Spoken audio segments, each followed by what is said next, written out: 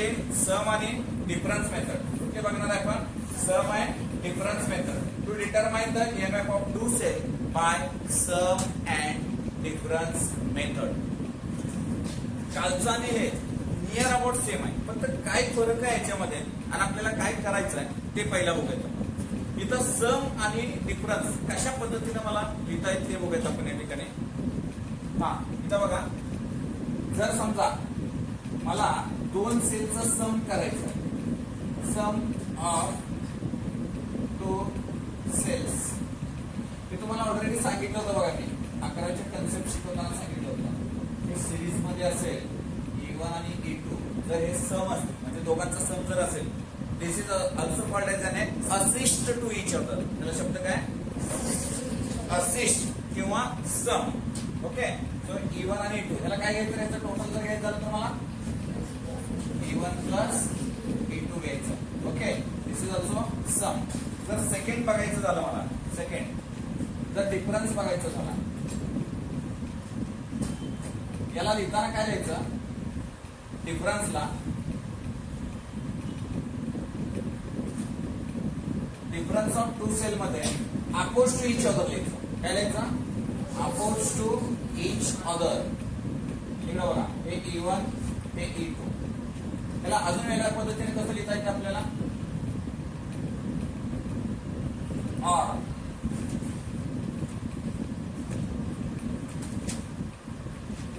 E1 E2. याच्यात condition फार महत्वाची आहे. याच्यातली मोठी व्हॅल्यू कुठली आहे, E1 ग्रेटर दॅन E2, तरच E1 मायनस E2. त्याचं काय लिहू शकतो आपण, E1 मायनस E2 लिहू शकतो. त्याचं काय लिहू शकतो आपण, E1 प्लस E2 लिहू शकतो. हे याच्यामध्ये हे कन्सेप्ट लक्षात राहणं फार गरजेचं आहे. जर E2 मोठा असेल तर E2 मायनस E1 लिहायचं. क्लिअर. ते कधी पण जोडलेलं असो, आधी जोडलेलं असो किंवा नंतर जोडलेलं असो, पण जो मोठा आहे त्या मोठ्यातून छोटा मायनस करायचं आणि त्या मोठ्याची व्हॅल्यू घ्यायची. आणि करंट सुद्धा त्या मोठ्या व्होल्टेजचाच असायला पाहिजे. क्लिअर आहे, ठीक आहे. सो आता आपण परत हे जे दिलेलं सर्किट आहे, तुम्हाला जे सर्किट ड्रॉ केलेलं आहे, हे सगळं कशावर आहे, एका वुडन प्लॅंकवर आहे. ओके, एका लाकडी फळीवर हे सगळं अरेंजमेंट केलेलं आहे. A to B काय आहे, आपल्याला पोटेन्शियोमीटर वायर आहे. त्याच्या दुसऱ्या साईडला काय जोडलेलं आहे, बॅटरी की रिओस्टेट जोडलंय. रिओस्टेटचं सगळ्यात महत्वाचं काम आहे, काय काम आहे, करंट कंट्रोल करण्याचं काम या सर्किट मधलं काम करतं. एच्या दुसऱ्या पॉइंटला सेल E1 जोडलाय, सेल E2 जोडलाय. इथं 4 वे की जोडलंय. काय जोडलंय, 4 वे की, एवढ्यासाठी की सहजरित्या मला याला काय करता यावं, समच्या फॉर्मॅटमध्ये करता यावं किंवा डिफरन्सच्या फॉर्मॅटमध्ये या सेलला मला जोडता यावं, म्हणून मी इथं काय घेतलंय, 4 वे की घेतलंय. आता तेच गॅल्व्हॅनोमीटर थ्रू कोणाला कनेक्ट केलंय, जॉकीला कनेक्ट केलंय. पण गॅल्व्हॅनोमीटर थ्रू कोणाला कनेक्ट केलंय, पण जॉकीला कनेक्ट केलंय. ऍट पॉइंट डी ला, डी आणि डी डॅश आपल्याला काय आहेत रे बाबा, नो नल पॉइंट आहेत. चला आपण याचं वर्किंग बघू. आम्हाला लावायचं, समजा के क्लोज केलं, के काय केलं रे आपण, क्लोज केलं म्हणजे के क्लोज. ओके, या ठिकाणी के क्लोज झाला. आता सगळ्यात महत्वाचं आपल्याला इथं बघा की K1 क्लोज केलं. काय क्लोज केलंय, K1 आणि K3 क्लोज केलंय. परत बघा काय काय क्लोज केलंय बघा, K1 आणि K3 काय केलं, क्लोज्ड केलं. आणि K2 आणि K4 ओपन केलं. परत एकदा बघा, K क्लोज्ड केलंय, K1 आणि K2 क्लोज्ड केलंय, K4 ओपन ठेवलंय, K1 आणि K3 काय केलंय, क्लोज्ड केलंय. आता आपण इथं क्लोज केल्यानंतर हे कुठल्या फॉर्मॅट मध्ये येतं बघूयात आपण. हे सेल्स कसे दिसत आहेत बघा. हे बघा, इथून एक प्लस केलं, त्याच्यातून अक्रॉस करंट, तेव्हा इथे प्लस आहे, हे मायनस आहे. परत इथं आलं, हे मायनसला काय कनेक्ट आहे, प्लस आहे, आणि मायनसचं सरळ पुढे गेलेलं आहे. म्हणजे प्लस मायनस म्हणजे सेल कसं आलं रे, E1 प्लस E2 च्या फॉर्मॅटमध्ये आलं. E1 प्लस E2 च्या फॉर्मॅटमध्ये आलं. मग आपण काय केलं, या जॉकी आपल्या हातात आहे, याला काय करायचं, सगळ्यात पहिल्यांदा टेस्टिंग करायची. काय टेस्टिंग करायचं आपल्याला, हे सर्किट करेक्ट आहे की नाही हे चेक करायचं आपल्याला. त्यामुळे आपण इथे काय करतो रे, या ठिकाणी जर मी ह्या जॉकीला ए पॉइंटला टच केलं तर तो कुठल्या साईडला रिफ्लेक्शन दाखवतो, राईट साईडला रिफ्लेक्शन दाखवतो. जर मी बी ला टच केलं तर तो कुठल्या साईडला रिफ्लेक्शन दाखवतो, लेफ्ट साईडला. जर असं नाही दाखवलं तर काय करायचं आपण, जर असं नाही दाखवलं तर काय करायचं, येस रिओस्टेटची व्हॅल्यू काय करायची, ऍडजस्टमेंट करायची. कुठपर्यंत ऍडजस्टमेंट करायची, या कंडिशन येईपर्यंत आपण ही ऍडजस्टमेंट ठेवायची.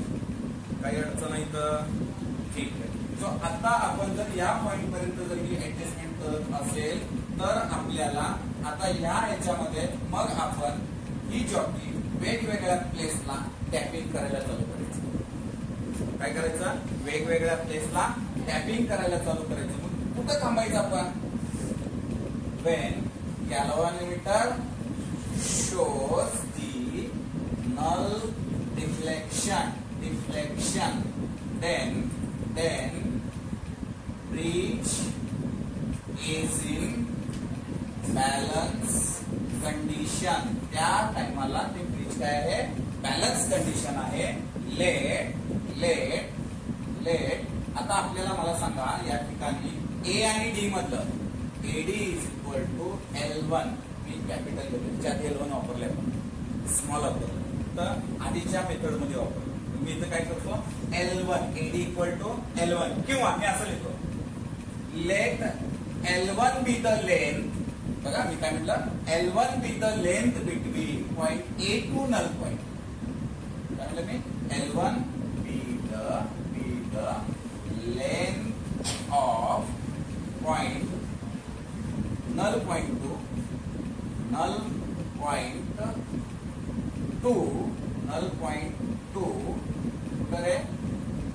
point to point A corresponding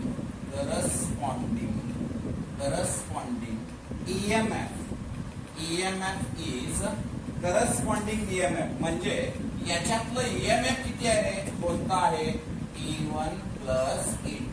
काय आहे तिथं, E1 प्लस E2.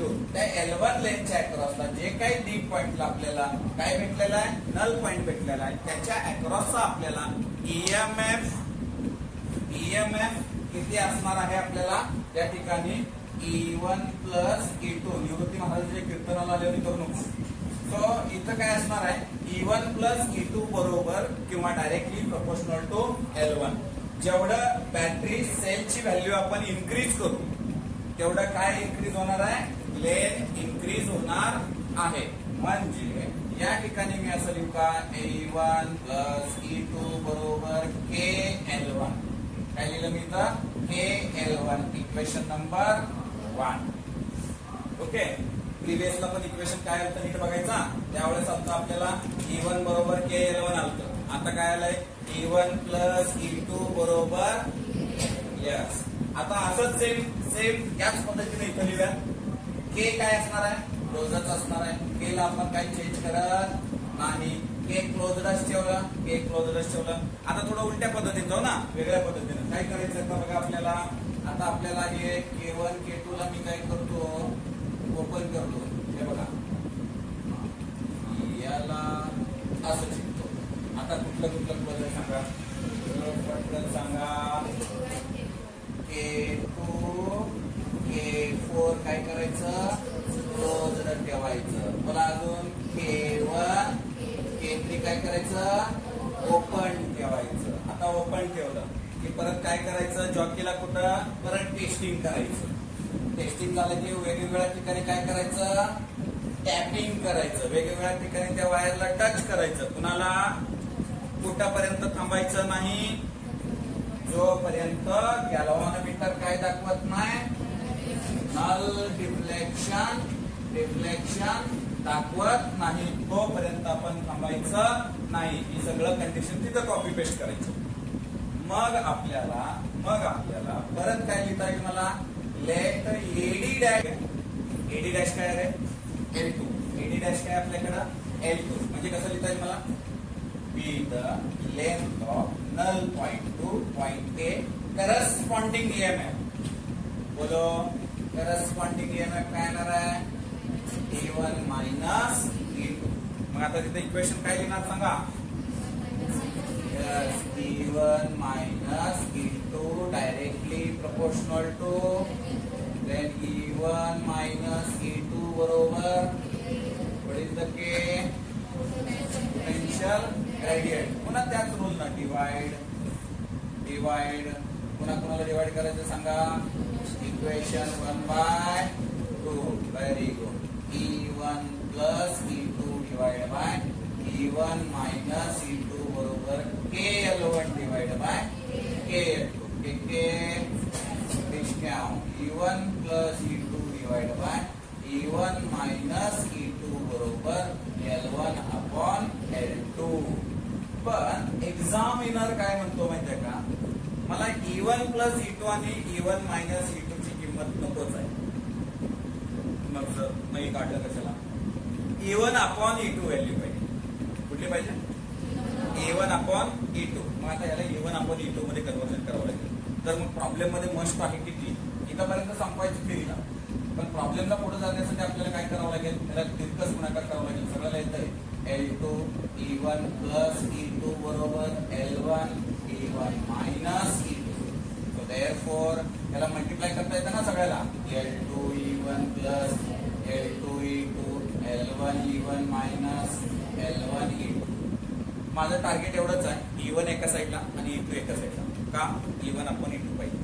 काय करायचं आपल्याला E1 एका साईडला E2 एका साईडला. बघा कुणाला कुठल्या साईडला टाकतो ते मायनस इकडे जातो प्लस होतं म्हणजे E2 वाले इकडे घेऊ आणि E1 मला पलीकडे जातो. म्हणजे याला दिलं बघा E1 E2 E2 वाला इथे ठेवतो L2 E2 इथं बघा हे मायनस वाला इकडे आणतो. जरा सोपं जातं नाही तर परत कॉम्प्लिकेटेड होत असतं. आता इथं हे L1 E1 ला इथंच ठेवलंय पण हे E1 वाला पलीकडे जाऊन मायनस होतं. आता आले का बघा. आता याच्यात काय कॉमन निघतं सेम काय यस E2 कॉमन निघालं तर काय निघालं L1 प्लस पलीकडे E1 कॉमन निघालं तर काय राहिलं सांगा L1 minus. Very good. So E2 ला इकडे पाठवतो याला इकडे पाठवतो म्हणजे E1 डिवाइड बाय E2 बरोबर याला इकडे पाठवलं याला इकडे L1 plus L2 divide by L1 minus L2. समजलं का बघा तुम्हाला लक्षात आलं का बघा काही अडचण. आता माझं फक्त एकच टास्क आहे जर इथे E2 मायनस E1 असेल तर इक्वेशन काय असेल एवढं टास्क तुम्ही कम्प्लीट करायचं. राईट.